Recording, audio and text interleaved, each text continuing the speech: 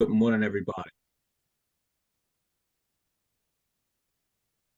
Good morning, everybody. Good morning, PAR President Al Perry. Al, thanks Hey, for joining us this morning for Coffee Talk. Welcome. hey, good morning, GPAR President Roderick Walker. What's happening, my man? Not a whole lot this morning, just getting started. Al, thanks for sharing some of your morning with us this today. And what I'd like to do is just kind of just jump right in. Um, First, just introduce yourself to the room for those who aren't familiar who you are, and then if you could transition into your path into the real estate industry, we'd be interested in learning more about you. Thanks, Roderick. Great to be here. So I'm a frequent flyer on these coffee talks, but usually I'm in one of the Zoom box squares with the rest of you guys. Today, it's kind of saying, when I first joined, I was talking to Matt and Roderick a minute. It's pretty surreal being the guest here today. I'm a GPAR member and have been since 1996 when I joined the ranks here in real estate. I own and operate a Century 21 brokerage in South Philadelphia on Oregon Avenue. Cooperated with probably a whole bunch of you here on that have Zoom boxes on my screen right now. So it's pretty cool. I've been able to tour the state quite a bit, and I'm meeting so many new realtors. But it's cool to be in at the Greater Philadelphia event because there's so many familiar faces. But then there's also so many people, like there's names on the screen right now that I don't recognize, which shows me that we're doing a great job engaging with new members and maybe members that have been members for a long time, but I just haven't had the opportunity to get to know. So yeah, I've been a realtor now for a minute, and second generation realtor. My mother was in the business. She joined the ranks in 1977. My father passed away when I was young, and mom was a stay-at-home mom at the time. And prior to having kids, she was a legal secretary, and so she didn't want to go back into that very rigorous responsibility job where she had to be there at a particular time, couldn't leave, couldn't have a flexible schedule around her kids. So she decided to take the real estate courses because she had to figure out how to be the breadwinner in our family. And so that's what jumped her into real estate. And I remember her being around for so many of my childhood events, going with me on class trips to Washington, D.C. and to the Liberty Bell, and being able to do that because she was a realtor and she provided for us. Sometimes it was lean. Sometimes she would be on a good streak. So I remember needing to make nickels into quarters. I also remember going away on a more spontaneous vacation because mom had a good run, and she was ready to take her family, who she thought had earned the trip, to get out of Dodge for a little bit. So it's I grew up at the real estate desk. I was mom was doing floor time, and I was doing my homework at the desk across the way. So I'm a lifer, and I have loved my journey here and loved what GPAR has played a big part in that through my years, having served 2 terms as president here. First time in 2005. And then again a few years later in 2009. So I've done the journey through my local, and now I'm obviously sitting in this seat at the state's been pretty cool. Pretty cool. Haven't seen so many state presidents and have gotten to know so many state presidents over the years. So I just appreciate being here and have a big stroke of gratitude towards this association. Thanks, Al, for sharing that. I appreciate you sharing that with us. And in that space, you are now current PAR president, and thanks for serving. Thank you for your years of volunteering and dedication to the industry. What did that look like for you? Because obviously, as an agent and broker owner now, I'm going to assume you're still doing some transactions. What what was the catalyst that you looked in the mirror and said, I want to volunteer, I want to give back to the industry? And what did that path look like? If you could give us an idea from start to where you're sitting now as president, because I've known you for a ton of years now, and you've done a good job locally and are doing an amazing job at the state level. So I'd like you to share some of that with the room here. Yeah, thanks. I appreciate that question because I didn't really set off in this journey to get involved deeply at the association level, either locally at GPAR or at the state or now at the national, as I've been serving a couple of years now as a director at the national level. The It started because when I was brand new in the business, I worked with my mother at her brokerage, and I showed up to work full, vigorous and looking for what to, excited, looking for what to do next, and she told me to take there was an advanced sales class being taught over at Temple University Real Estate Institute, and Alan Dom was the I hadn't even done regular sales, let alone advanced sales. But she's like, I want to get you in front of Alan. He's offering this course. Alan's a great guy, past president of the Philadelphia Association of Realtors, someone who my mother really respected in her journey as a realtor. So she said, I want you to sign. One of the first things I did was sign up for that course. I think I sat in that class. I had um, one transaction under my belt, and it was a broker level course. So taking that class earned you broker credits should you be in pursuit of your broker license. So a lot of those courses, that were offered were just that. They were real estate agents that were in pursuit of their broker's license, and they were checking a box for a class that was either an elective or a core class towards that broker's license. But this class was different. This class was full of top producers from 4 states around Pennsylvania and the states around us, who were there to listen to Alan. These were top folks that were doing massive numbers in real estate, but they wanted to learn from the best. And Alan, I don't need to give you guys a resume on Alan. He's a giver in this industry, and he's also a top performer in this industry and has been for many decades now. And so I sat in that class wide-eyed and bushy-tailed. And one of those days, I was like the little brother of all these top producers that kind of adopted me. And Alan took a shine to me because he knew my mom and respected my mom, and he also appreciated that I had barely done any sales, and I'm sitting in a classroom with top producers. And if you know Alan, that's basically what he says constantly: is surround yourself with the best.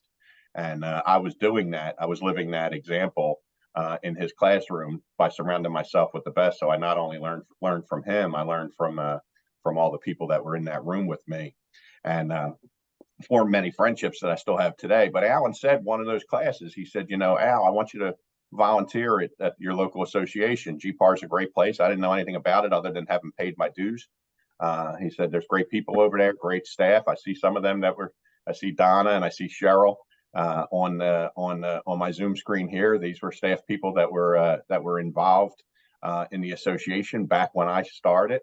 She said, you got great staff and you got great set of volunteers. You want to continue to surround yourself with the best. Go, apply for a committee over there. So I did that. I applied to be on the education committee. John Orens was the chair of the education committee at the time. I didn't know John, but I worked and I helped plan. Matt was talking about the general membership meeting that's coming up for GPAR in a few weeks. That was the main focus of the membership of that education committee at the time, was putting together that general membership meeting. And I worked hard to help execute that year. And that was kind of my first forte. Worked with a good group of people, worked closely with Donna, who was our staff liaison on that committee, as I recall, and or was working with membership, and maybe we worked closely with that at the time. And so that set it all off. And I never really had much ambition to move up through the chairs. But when you start accomplishing things and you help make the environment a better place, for everyone, not just for yourself, but for yourself, for your peers, for your clients. That's what the association is all about. That's what the local association, GPAR, is all about. As I travel the state, that's what the other local associations throughout the state are about. And that's what our state association is about. And as I've gotten more engaged with the National Association of Realtors, I'm learning that that's what they're all about as well, despite headlines that you may be reading more recently. So that's kind of what started that journey. And I never really aspired to be president of Greater Philadelphia or Pennsylvania associations.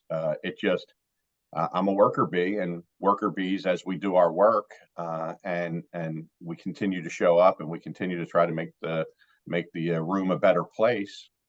People appreciate that. People suggest, hey, maybe you should, maybe you should run for the, chair. Maybe you can serve on our board of directors. Would you be open to that? And each step of the way, I took little inch steps forward. I didn't jump massive steps at any time because I didn't really have ambition to be president. But worker bees get the job done, and as you go, you start to take on more responsibility if you're open to it, and people usually that you're surrounded by appreciate the fact that you're willing to get your hands dirty, and you get people who appreciate your leadership. So I think that's really what's gotten me to where I am today. Is it's not PAR isn't run by the president. I mean, there's a wonderful staff. I see Kim Schindel on a Zoom screen here. I see Kim Smith on the Zoom screen. You guys might not know these people, but these are great staff people that have been longtime members of the Pennsylvania Association of Realtors. And they have a bunch of peers in the association office there in Lemoyne. And we got a whole bunch of wonderful volunteers at the committee and state, in the leadership levels there. So really, I just get to drive the bus a little bit here, but it's the work of all those people that really is what makes local, state, and national association so good at what it does. Thanks for sharing that. And you're right. The staff in Lemoyne at PAR, they are amazing, and they definitely help keep this bus on track. The standards in our industry and for transactional broker owners, and from a macro level, you have your day-to-day blocking and tackling. These positions at the state and local level, they're volunteer positions. How has that impacted your business and your personal life? And for those who are in this space who are considering what that volunteer work-life balance look like, what would you share with us to say, hey, volunteering is a good thing, and it's something that we should consider to give back not only to our individual businesses, but to the industry at large? Yeah. That's a great question. I like leaving places better than I found them. Just in general, everywhere in my life. 1% better, right, Al? 1% better. Yeah, you may be familiar with that. I like to push myself to be better, but I also I work in real estate. I show up at the office. I do the transactional work that many of you do. I lead a team like many of you do. I'm dealing with inventory shortages like many of you are. I do all these things. I ride that transactional and business, ride that we ride every day. And I occasionally complain, oh, this should be different. I wish this was going on. How could they be going after transfer tax again? What's going on? I wish, there's opportunity over here. I wish we were doing something about this opportunity, not just that maybe I could do independently or through my independent brokerage, but what we could do as a larger body. Our business is so unique. Think about realtors, and we cooperate with each other. I mean, I'm competitors with most of the people on my Zoom screen right now, and yet I've cooperated with many of them in the same transaction. I might be competing with them for the same piece of business this afternoon, but then tomorrow I'm cooperating with them on another piece of business. And the two of us, even though we might represent different parties to the transaction, the two of us need to work forward and try to get to a successful end of that transaction. So the business itself introduces you to so many people, and the networking just by the nature of how we do it. And the board was just a huge catalyst for that. I mean, I can't tell you how many times I was involved in a transaction, and I'd see a name, as the listing agent or as the buyer's agent, and I'd say, "Oh my gosh, um, I know Larry DeFranco. I know him through the board of realtors. I met him. I never did any transactional work with him before, but he's a broker in the business. He runs a team. He's out in the marketplace, and now our lives are crossing. And I already have a relationship with this guy. Like, he respects me already, well, at least I assume he does. It's maybe I'm being a little presumptuous there, Larry, but he respects me. I know I respect him. So, I mean, what a great way to lift your business off the ground. I mean, maybe the transaction's not going to work out. Maybe my client's not going to win the bid. But you can't tell me that doesn't, put us in a good position to get off and running on the right foot with our business. So it's just mutual respect, and you're meeting like-minded people. We have a knucklehead or two in this business. Maybe you've met them. Fortunately, for every one of those, we have some of us. And I've met so many great people in this business through the associations, and it really inspires me to be my best self. I see areas where other people excel, and I say there's no reason why I can't be excelling there. And then when you collaborate together and you truly do committee work, like good committee work, not meeting for the sake of meeting, but real good committee work, and you fight legislation, or you're raising RPAC dollars, and you see how that RPAC money is spent, and you see the strategy that's behind those investments of RPAC, and you see the educational things that are coming up through the association. You get a real appreciation for the value of your dues dollar.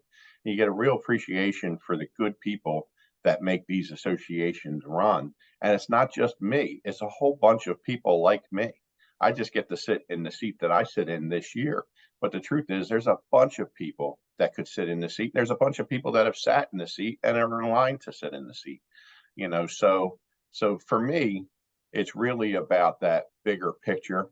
And it's really about trying to challenge myself to be the best. Getting to, if there's something I can say to anyone on the Zoom call, and I'm kind of preaching to the choir here because it's 9 o'clock or 9:23 in the morning, and you're on a coffee talk Zoom call with your local association. So clearly you're committed to being engaged with this business, and committed to learning in this business, and committed to meeting the staff. I see, Matt's obviously here. I see Brittany on my screen, your government affairs director, who's doing wonderful things. I see Jenna as well. I think I owe you money. Do I owe you anything? I think I don't know. I might. Yeah. I got my checkbook with me. I'll call you after the call. But these are great folks that make the wheels go round. And I'm better because I know these people. I mean, that's truly what it's about. It's about being my best self, and it's about putting my clients and the folks who hire my firm, and the people on my team, in a better place to excel in real estate. I mean, I think about the legislation that we worked on locally at the GPAR level over the years. I mean, Right. one of my favorite things at when I was in my president year was the PGW cooperative landlord program. I mean, Right. holy cow, it's 2023, and we're still working with cooperative landlords who are getting exemptions from liens for municipal utility that could be liened under the Municipal Utility Lien Act. That's GPAR's work. Right. That's GPAR's work in 2004, 2005, 2006. And it's still it's something we take for granted today because it's been there for years, but it's not. I appreciate the rigorous. I mean, we met down on Montgomery, on Montgomery Avenue in PGW headquarters for months. It was actually 2 years. There's a pilot program that went on for 2 years. Greg Damus, I don't know if he's on the Zoom screen somewhere. I don't see him. But he and I sat as on that pilot program, with all the it's amazing. And we had a committee back at the office. I mean, back at the association that was, helping guide us in how we participated. Like, that's association work. That's not Al's work. That's not Greg's work. I would have never had a seat at that table had it not been for my leadership position at GPAR. That's the power of what we do, and it's multiplied at the state level and it's multiplied at the national level.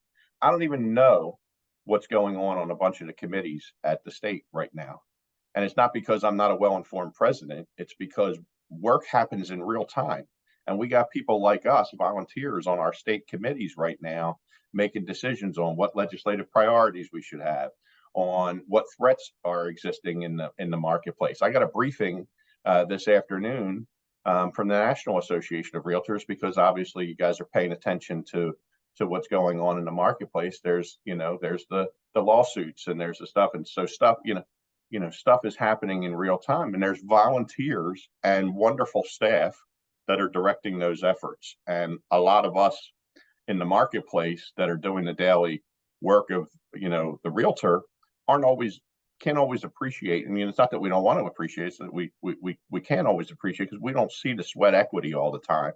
That's why when you get involved, you start to see the sweat equity. I see what Brittany's doing on her committee with government affairs at the association, and I'm not on that committee, but I'm like, holy crap, I'm glad that committee's there.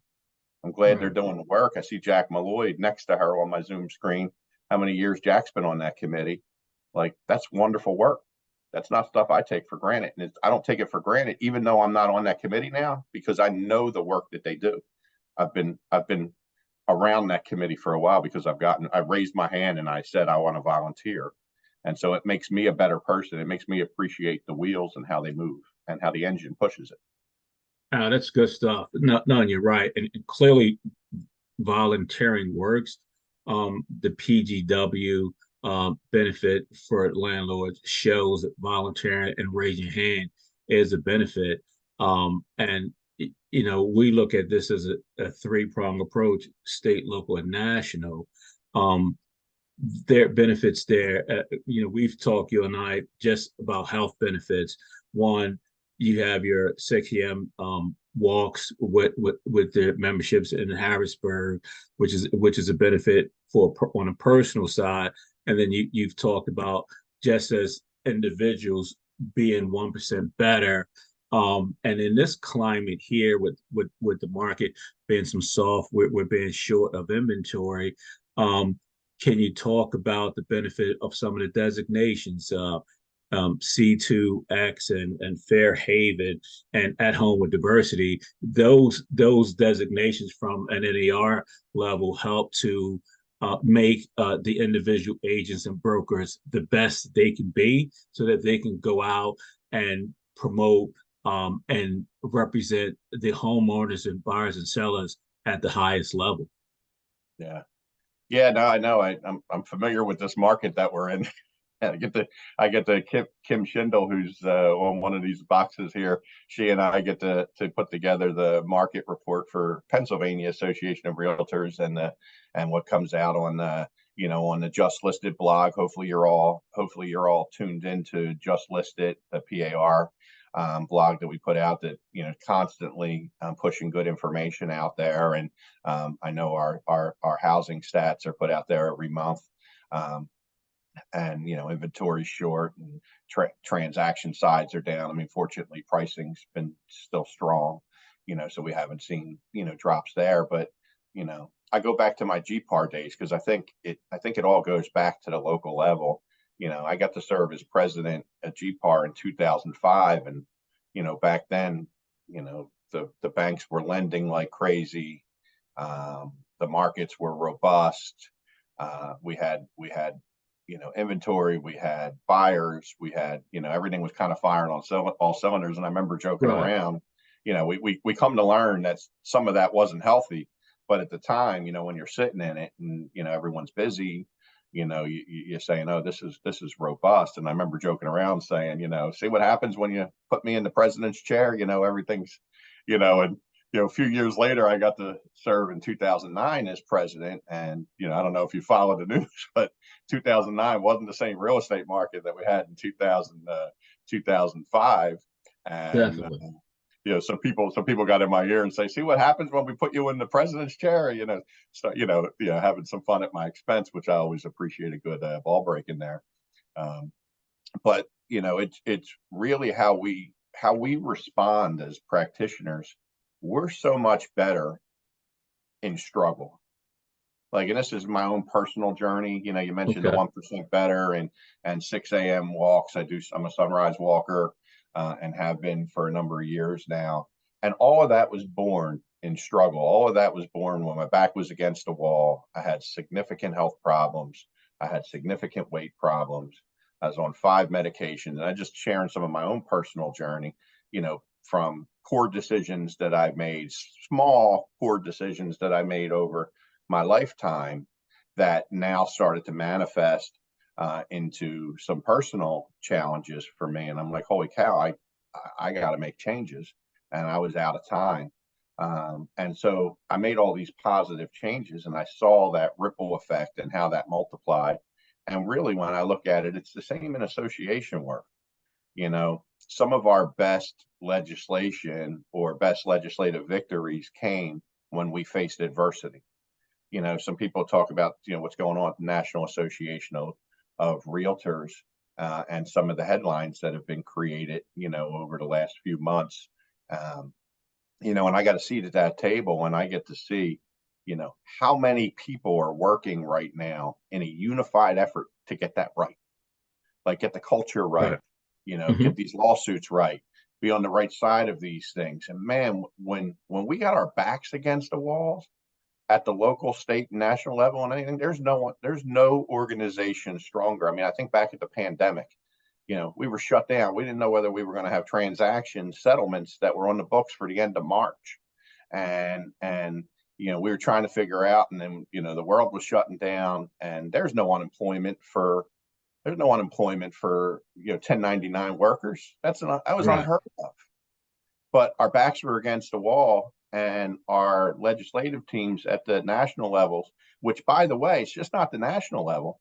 In order to make stuff work at the national level, they got to engage the state, because it's the state that has the relationships with the national legislators that exist in your state. And in order for that to happen, the state's got to engage with the local association. We got to dial Matt up. We got to dial the president of GPAR up. We got to hit Roderick. We got to say, look, you got to get your government affairs team on this. Brittany, you got to get on it, and we got to get a seat. We got to get a seat with this federal legislator whose office is in Philadelphia, because Philadelphia needs it. Our realtors need it. Our state needs it. The realtors in Wisconsin need it, and it all comes back to the local effort that we're making here at the association. Like, it happens just like in our business, it happens with relationships. Right. It happens the same thing in association work. It's what inspires me most about staying involved here.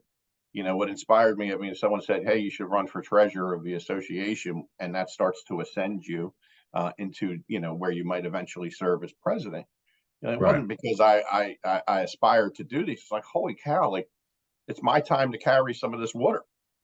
Right. Like, we're doing big things here, and we don't even know what's coming. We don't know all the threats. We don't know all the opportunities, but we're going to figure some of that stuff out. And a lot of it's going to be figured out in adversity. So while the industry is panicking on October 31st, as some of this national news was coming out about the lawsuits and the big verdict in the plaintiff's favor, sure, I took a big gulp of air too, because I'm a realtor. I rely a lot on buyer agency and in my marketplace.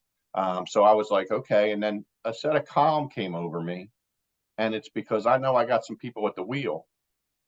Maybe I'm at the wheel for a small part of that. I don't need to be at the wheel for a big part of that, because I got legions of hard worker staff, hardworking realtors, and they're all awake on this issue. Again, sometimes we sleep at the wheel. I'm not talking about the greater association. I don't think the greater association's asleep at the wheel. I don't think GPAR is asleep at the wheel. I don't think PAR or NAR is asleep at the wheel on that issue. I mean, I think they were fighting that fight since 2019 on the lawsuits, and they were putting full press on it. But man, Now every realtor across the nation is awake on this issue. Right. And think about the impact. You have 1.5 million members, and all those relationships that we have, and all those legislators that we know, and all of those influence areas that we have. I mean, that's what makes our industry great, is because we're networkers. That's what we do by trade. And Right. when we want something right, we'll get that right. I was going to say shit. I know I'm not allowed to say shit here, so we'll get that shit right. You guys Right. will give me a pass. I apologize. Um, but I mean, that's association work at its greatest. So that's what the calm that came upon me as I went out trick or treating with my kids. Only a few hours after that verdict came in, it's like, you know what, we're going to be okay. We're going to be okay because we're going to figure this out. We got people in the seats, and we got some new people who were going to say, "Hey, how do I help?" Because this is a big deal, and that's going to create a multiplier effect for us. And I know that strength comes out of struggle. Going back to your original question, strength's something that you can work on when you're not struggling. But man, when you're struggling, you'll work on some strength, because it's fight or Absolutely. flight. It's fight or flight. Right. I'm Right. fighting. Right. So yeah, that's all. Now, I know you're a fighter, Roderick. you got it. Let's go, champ. And in that space, Al, as we wind down on 2023 and looking forward to next year, what if you can talk about some of the priorities for PAR now and going into Day on the Hill next year? Can you share some of what that looks like for us? Yeah. Thanks. Thanks for queuing me up. I may have a note or two on this in front of me. Okay.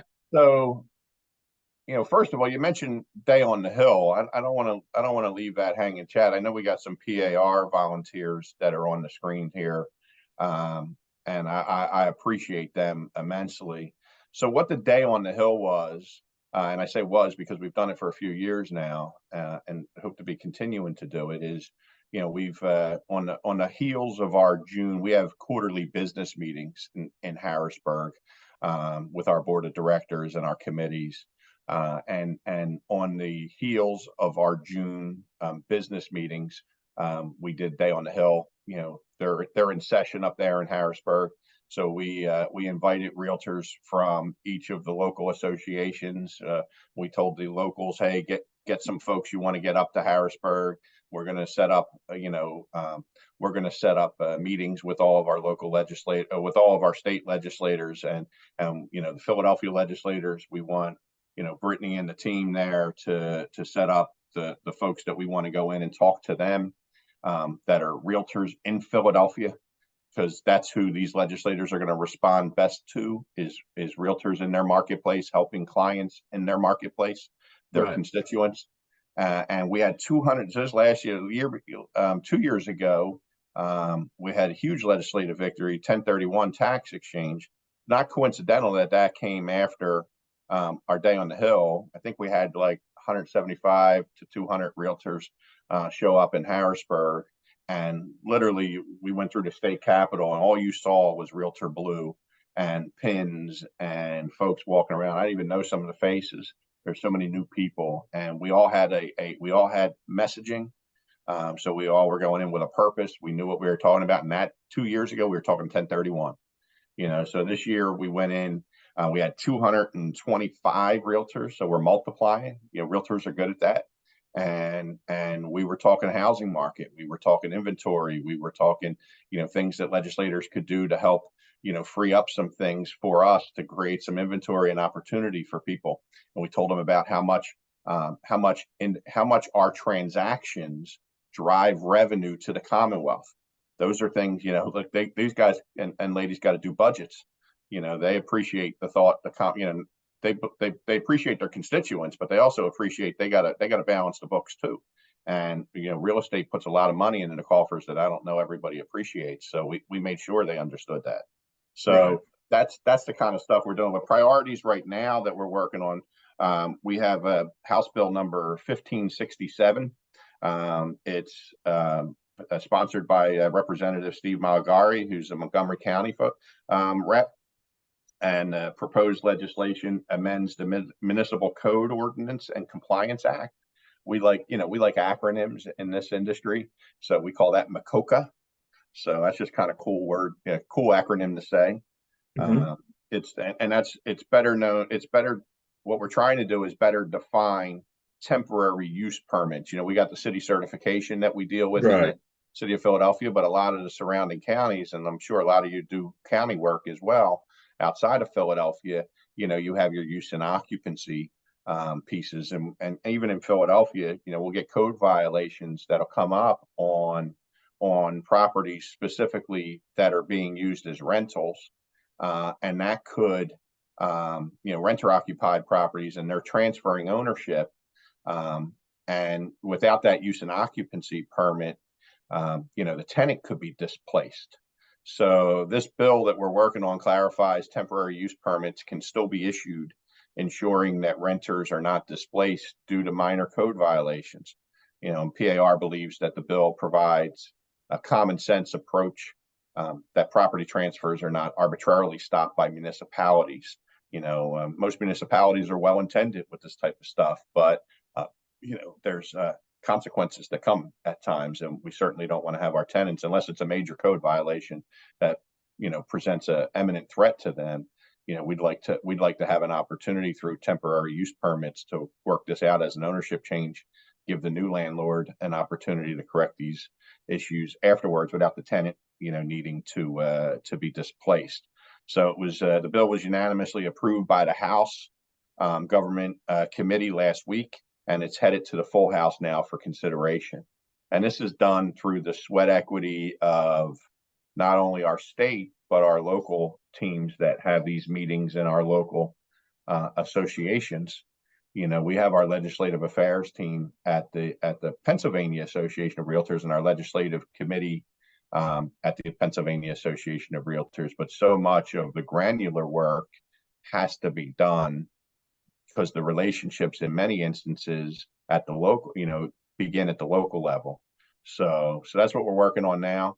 Got some other things that are kind of in the pipeline we're talking about. We're talking about a little wholesale and stuff. So trying to figure out where our role. I know GPAR has been critical in wholesaling legislation there at the city level. So we're doing some of that consideration now as well. We don't have anything granular yet, but hopefully have something to come on that as well as our team continues to deliberate what's the best way for us to influence that. Thanks, Al, for sharing that.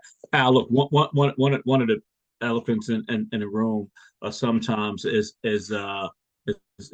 investments, right? And a lot of the work that we do across the region here, we do need that. We do need support, right? So how important when we talk about investing in our industry that has been good to us. I'm confident to say that for the folks that are in this room here, it's been good. We love what we do. Brokerage is what I do, and it's also my hobby, right? And so, how important is RPAC from an investment standpoint? So, can you we're coming up on the hour, but can you share a few bullet points on that? About that, and then segue into the fact that the Triple Play is coming up next month, and why should folks come out and enjoy what is anticipated to be a strong, robust, a fun and educational environment down in Atlantic City? Yeah, well, let me start with Triple Play only because that's some low hanging fruit. Got it. And we have Triple Play, as you mentioned. I think it's the 4th through 7th. I know we usually get pretty good attendance from this region, being that we're in the southeast point. Atlantic City's not too far, but we got awesome speakers lined up. We got Robert Morris, Romo. You guys don't know Romo. He's awesome. He did our Leadership Academy last year. I know Roderick and I were there, and Matt last year, and he's worth the price of admission. Adorna Carroll, holy cow, we're talking about buyer agency. And how we can implement this in our, to stay compliant with, changes that are happening in the industry. You want to talk about buyer agency. There's no one more fluent and buyer agency than Adorna Carroll. I'll be in that room listening to Adorna talk. And I know she's done a whole bunch of work for GPAR over the years, so she's a Yes. huge commodity. We got Margot McDonald for 1031 Exchange, Marky Lemons Ryle. So I mean, the people that are going to be teaching these courses down there are great folks, and the networking and the camaraderie that's down there. I look forward to Triple Play long time before I got involved in the association work at the state level, and I still look forward to it. And it's going to be really cool for me this year, serving in the president's chair, and working, with the New York Association, New Jersey Association. So that's what I'll say about Triple Play. Hopefully, I will see all of you there. Definitely pull me over in the hallways, and if I don't know you, introduce yourself. And then as far as RPAC goes, man, there's no better investment that I can make. And I invest in quite a bit of things. I invest in education. I invest in real estate. I invest in my family. I invest in myself. But man, I'll tell you, if I had $100 today, and I wanted to, I said, hey, here's a great legislator. I love what this legislator's doing. I love some of their ideals. I love some of their philosophies. I believe in them. I'm going to give this $100 to this legislator, and I'm sure it'll move the needle a little bit. Might help that a legislator get elected. Might help keep them elected, and they're a real advocate for things I believe in personally. Well, there's folks on all sides of the aisle that believe in real estate, and then there's people on all sides of the aisle that might not always believe in some of the things that we're working on, or things that we believe will be right for our clients, our membership. So it's so important to us to have a seat at the table. And I give that same $100 to RPAC, and you give that $100 or $25 or $1,000 or whatever you can give to RPAC, and that has a multiplier effect much bigger than any dollar. I couldn't give $5,000 to a legislator to have the impact that my $100 would have to RPAC, because it gets multiplied in with everyone else's money. And then people sit at the table in an RPAC committee, people with a lot more intelligence than I have on the issues, even as president, and they'll sit around and talk about all the issues that we're having right now, all our legislative priorities, and who are our friends and who are our foes, who's with us, who's against us, who do we want to see out of a seat, who do we want to see into a seat, and they'll invest that RPAC dollars. And we're not changing in many ways huge elections with our check that we may give to a legislator, but what we're doing is we're getting in front of them. We're going to one of their outings, and we're saying, hey, we love what we love what you stand for. We're here with you. Let us know what you can need. Here's Roderick. He's in your district. He's consider him a resource for you. He's a realtor, worked with clients that are in your district. And we put these relationships together, and we get their ear. And that's why we're so effective legislatively. And it all starts with my independent investment in RPAC, $25, like $25. Everybody on this call, make sure you have at least $25 skin in the game, because it doesn't sound like a ton, but it's a ton. It goes a long way. So thanks for that question. I don't think, our RPAC efforts are second to none. We especially now, we got so many threats, so many opportunities. Let's get RPAC dollars in the so we can get some seats at some tables, having some conversations that in a friendly environment. Let's do it. Al, thanks, Al. And again, want to thank you for sharing part of your morning with us today. Before I let you go and we open it up to the room, I got to ask, give me that one thing, that one shiny item that you're happy that you got, you achieved, or you got a win as PAR president this year. Give me one thing that you happy you got across the table and got across the finish line this year. Thank if you. you don't mind sharing. And I'll do a quick plug. We have at 10 o'clock, we have our webinar. We're going to be talking about technology and AI. Hopefully you'll be coming from this coffee talk to our webinar. I get to host. So that's been one of the things. I'd say the one thing is just getting an appreciation at a much more granular level. Serving as president, you get to work directly with the CEO. You get to work directly with senior staff. I get to work directly with our leadership team, our chairs of our committees, and you get this kind of umbrella look at all the things that make our association go. And so much of it, moves because of staff. I've gotten to know staff people. I've gotten to know their families. Somewhat, man, it really, you can't help but look at things internally sometimes. Hey, this is about me or how I'm doing or what I'm doing. You get to serve in this position, and in other positions along the way. You really get to see how many wonderful people we have at the table. It starts with the staff. We got folks every day. While I'm out selling real estate this afternoon, we're going to have staff people in our local association, in our state association, and in our national association who are working on the priorities that we set. Like, how awesome is that? It is awesome. While I'm selling real estate. So it's not, Harrisburg doesn't go just because I'm in Lemoyne that day. Like, Right. Harrisburg goes every day. So, and it's because our staff, it's because the committees that get, and the work groups that we have. And that's been the best thing for me, is to really, I always knew it, but until I served in this seat, I just didn't appreciate the magnitude of it. Thanks again. We appreciate you. We appreciate your time and your staff that's here with you this morning. And the room is grateful for your presence. I'm gonna now turn it over to Matt for a few questions just before we jump off. Matt, take it away. All right, Roderick, we don't have too much here in the chat. So I know Al has got to jump because he has a responsibility and a date with over 30,000 Pennsylvania realtors. So with that, we're going to wrap it up. Thank you, President Roderick. Thank you, President Al. Great coffee talk. Thank you all members for turning out today. Awesome conversation.